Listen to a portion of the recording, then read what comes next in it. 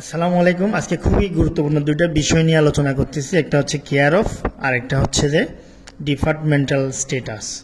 এই দুটা জায়গায় আমরা যে কমন মিস্টেকগুলো করে থাকি, যেগুলোর কারণে আমাদের এমনও হতে পারে যে তীরে এসে তরি ডুবে যাওয়ার মতো অবস্থা। তো আমরা এই দুই জায়গার আলোচনাটা করতেছি। প্রথমে আমরা কেয়ার অফ দিয়ে শুরু করি।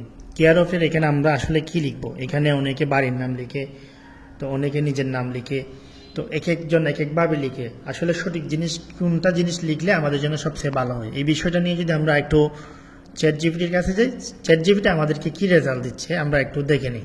তো এখানে কেয়ার অফের মানে আমাকে বোঝাচ্ছে যে কেয়ার অফ মানে হলো আপনি কার ঠিকানায় থাকছেন অথবা চিঠিপত্র কার মাধ্যমে পাঠাতে হবে।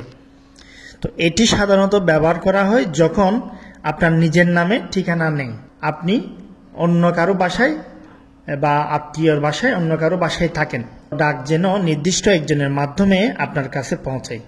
তাহলে এই যে মূল কথাটা হচ্ছে কেয়ার অফটা আমাকে এমনভাবে ব্যবহার করতে হবে যাকে একদম এলাকার পোস্ট মাস্টার থেকে শুরু করে বা এলাকার যে কারো কাছে যখন জিজ্ঞেস করা হবে যে এই লোকটার নাম, তখন যাতে সবাই চিনতে পারে, ওরকম একটা মানুষের নামের কথা বলতেছে। এখন ওখানে যদি আপনি আপনার বাবার নাম না দিয়ে চাচার নাম দেন, তাও কোনো সমস্যা নাই, কারণ এখানে বলছে যে ঠিকানায় যার ঠিকানায় আপনাকে চিনে, সবাই চিনে। তো অনেকে এটা নিয়ে পরবর্তীতে অনেক কনফিউশন থাকে। এখানে একটা উদাহরণ হিসাবে দিচ্ছে যে এই যে নেম এমডি রহিম দিছে, এখানে এমডি রহিমটা হচ্ছে ধরেন আমার নিজের নাম। এখানে কেয়ার অফের জায়গায় এমডি করিম মানে ইউর ফাদার্স নেম, মানে আমার বাবার নাম দিলাম। তো এইভাবে XYZ বাকি আমার ঠিকানাগুলো দিয়ে দিলাম। তো বাবার নাম দিয়ে দিলে এটা হচ্ছে পারফেক্ট একটা জিনিস, যদি বাবাকে সবাই চিনে। যদি বাবা বেঁচে না থাকেন বা ওই নামটা বললে যে কেউ চিনেন, সেক্ষেত্রে দেওয়া যায়। যদি অপরিচিত হয় বা খুব বেশি পরিচিত না, সেক্ষেত্রে আমরা পরিচিত কোনো নাম দেওয়াই বেটার হবে, যে নামে ডাক পিয়ন পোস্ট মাস্টার থেকে সবাই এই যে ঠিকানাটা চিনতে পারবে। এবং এখানে ঠিকানা লিখে থাকবে, ঠিকানার পাশে নাম লিখে থাকবে। এখন ওই নামের সাথে ঠিকানা আসবে পরে, প্রথমে নাম দিয়ে তো একটা মানুষকে চেনা যায়, সেটা হচ্ছে আগে আসতে হবে। নামটা এমনভাবে বসাতে হবে ওই ঠিকানায় গেলে ওই নামের মানুষটাকে পাওয়া যায়।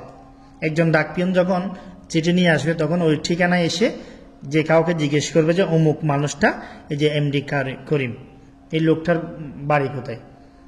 তখন ওই ঠিকানায় এসে যদি এই লোকটাকে না চিনে আশেপাশের মানুষজন, তখন কিন্তু ওই যে একটা সমস্যা হতে পারে, চিঠি ফেরত যেতে পারে। তো আমরা জানি প্রচুর প্রবলেম হয় যেগুলা ডাক পোস্টের মাধ্যমে চিঠিগুলো আসে, যদি সময় মতো বা সঠিক কাউকে না পাই, এরা কিন্তু এগুলা ব্যাক নিয়ে যায়। এগুলা মাসের পর মাস ওখানে পড়ে থাকে। তো আমরা আমাদের স্বপ্ন নিয়ে বসে থাকি, এরকম প্রবলেম হয়ে থাকে। সেজন্য এক কথায় কেয়ার অফের জায়গায় আমরা এমন একটা নাম ব্যবহার করব যে নামে আমার এলাকার সবাই আমার ওই নামকে চিনে। এখন যদি আপনার বাড়ি হচ্ছে চট্টগ্রামে, আপনি থাকেন ঢাকায়, এখন আপনি যদি চান ওইটা আপনি ঢাকা ঠিকানা ব্যবহার করবেন, সেক্ষেত্রে আপনি যেখানে থাকেন, যার বাসায় থাকেন, সেই জমিদারকে যদি ওইখানের আশেপাশের মানুষজন সবাই চিনে, সেক্ষেত্রে আপনি ওই নামটা ব্যবহার করতে পারবেন। তাহলে এখানে অনেকে আমরা শুধুমাত্র একটা নাম নিয়ে অনেক টেনশনে থাকি যে এখানে আমি বলে আমার নাম দিয়ে ফেলছি, আমার বাবার নাম দিয়ে, আঙ্কেলের নাম দিয়ে ফেলছি, এগুলা কোনো সমস্যা না।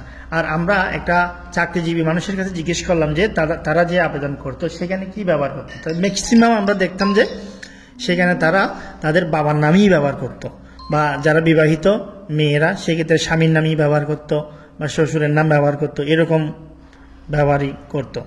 তো সেজন্য আমরা যখন এখানে বিশেষ করে চাকরির ক্ষেত্রে এই নামটা কেয়ার অফের জায়গায় আমরা এমন একটা নাম দেবো যেটা দিয়ে আমাদেরকে সবাই চিনবে। এরপরে হচ্ছে ডিপার্টমেন্টাল স্ট্যাটাস। এখানে যে জিনিসগুলো বোঝানো হচ্ছে, প্রথমত হচ্ছে গভর্নমেন্ট। আপনি যদি কোনো সরকারি চাকরিজীবী হয়ে থাকেন, সেক্ষেত্রে ওইটা বসাবেন, এখানে এই অপশনটা সিলেক্ট করে দিতে হবে। অন্য কোনো ডিপার্টমেন্টে যে কোনো চাকরির ক্ষেত্রে, সরকারি চাকরি হতে হবে। এরপরে হচ্ছে সেমি গভর্নমেন্ট বা আধা সরকারি। এরপরে এখানে আরেকটা লেখা আছে অটোনোমাস। এখানে এই শব্দটা নিয়ে আমরা যখন অনলাইনে একটু সার্চ দিলাম, এখানে আমাদেরকে এই শব্দটা এমনভাবে বুঝাই দিছে, এই শব্দটা দিয়ে কি বোঝানো হচ্ছে। এখানে আবেদন ফর্মে অটোনোমাস বলতে কি বোঝানো হয়, তো এখানে এটা দিয়ে বোঝানো হচ্ছে স্বায়ত্তশাসিত প্রতিষ্ঠান, যেগুলা এই অর্থাৎ একটি প্রতিষ্ঠান যা সরকার কর্তৃক পরিচালিত হয়েও নিজস্ব প্রশাসনিক ও আর্থিক নিয়ন্ত্রণে পরিচালিত হয় এবং নির্দিষ্ট আইন বা অধ্যাদেশ অনুযায়ী চলে। তো এই টাইপের যে প্রতিষ্ঠানগুলোতে যদি আমরা চাকরি করি, এই শব্দটা আমরা সিলেক্ট করে দিতে পারি। আর যদি আমরা বেকার হয়ে থাকি, কোনো কিছু নাই করি, সেক্ষেত্রে তো আমরা নট অ্যাপ্লিকেবল এটাই ব্যবহার করি। আর হচ্ছে ডিপার্টমেন্টাল ক্যান্ডিডেট, এই জিনিসটা আমাদেরকে একটু বুঝতে হবে। এখানে গুরুত্বপূর্ণ বিষয় হচ্ছে এটা, আমাদের সবচেয়ে গুরুত্বপূর্ণ বিষয়।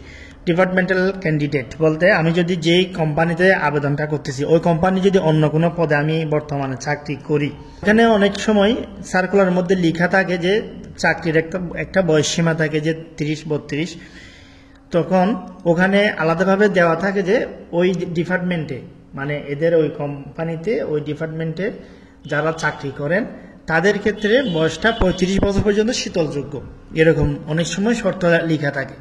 তো সেক্ষেত্রে আমরা যখন 32-এর পরও যদি আবেদন করতে চাই, এই অপশনটা ব্যবহার করে আমরা আবেদনটা করতে পারবো, তখন আমাদের সুযোগটা আমরা নিতে পারি। যদি আমরা ওই ডিপার্টমেন্টে একই কোম্পানিতে চাকরি করে থাকি, সেক্ষেত্রে আমরা অবশ্যই এটা ডিপার্টমেন্টাল ক্যান্ডিডেট এটা দিব। এরপরে হচ্ছে নট অ্যাপ্লিকেবল, এটা তো বললামই যে যদি আমরা কোনো চাকরি না করি বা সরকারি কোনো চাকরি না করি, সেক্ষেত্রে আমরা এটা দিয়ে দিব নট অ্যাপ্লিকেবল। এটা দিলে একদম ঝামেলামুক্ত। এটা হচ্ছে ডিপার্টমেন্টাল স্ট্যাটাসের ব্যবহার। আর কেয়ার অফের ব্যবহারটা আশা করি বুঝতে পারছি, কীভাবে ব্যবহার করলে আমাদের জন্য সুবিধা হয় সেভাবে আমরা ব্যবহার করব। তো আশা করি বুঝতে পারছি। আল্লাহ হাফেজ, আসসালামু আলাইকুম।